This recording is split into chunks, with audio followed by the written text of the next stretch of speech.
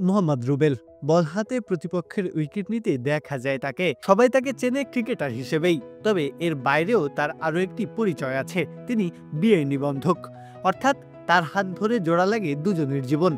এখন পর্যন্ত ৬,০০০-এর বেশি বিয়ের নিবন্ধন করিয়েছেন তিনি।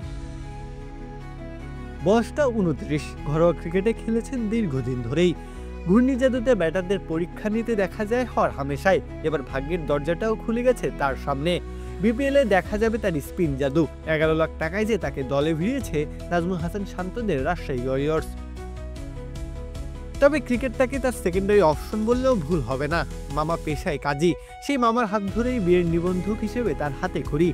মাদ্রাসার ছাত্র হওয়ায় কাজটা সহজ ছিল তার জন্য। এমনকি মামার অনুপস্থিতিতে বিয়েও পড়িয়েছেন তিনি। ক্রিকেটের প্রতি প্রেম ছিল ছেলেবেলা থেকে। যাত্রা শুরু করেন টিপ টেনিস দিয়েই। জীবন চলছিল সাধারণভাবে, এরপর বদলে যায় সবকিছু। জাতীয় দলের নেট বোলার হিসেবে বল করার সময় মাহমুদুল্লাহ রিয়াদের এক টোটকায় বদলে যায় ক্যারিয়ারটা। এরপর থেকেই নিজেকে আবিষ্কার করেন নতুনভাবে। ঘরোয়া ক্রিকেটে নিজের কাজটা করতে থাকেন, আলো আঁধারের মাঝে নিজের বিশ্বাসটাকে আঁকড়ে ধরে ছুটতে থাকেন সবুজ গালিচায়। তবে পারফরমেন্স করেও কদর মেলেনি তার। বারবার উপেক্ষিত হয়েছেন, তবে নিজের মতো করেই সব শিখেছেন।